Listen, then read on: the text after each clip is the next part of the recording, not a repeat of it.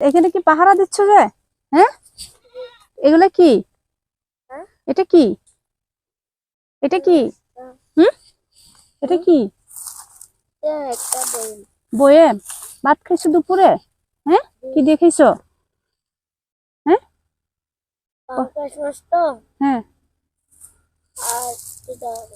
ও সে পাঙ্কাশ মাছ আর তিতে করলা। এটা এটা মুখে দিচ্ছ কেন? উঠে দাঁড়াও, উঠে দেখি তোমার তোমার এরকম অবস্থা কেন? এই হাত পা এগুলো পরিষ্কার করো নাই? হ্যাঁ, আমি তো তোমার বোন।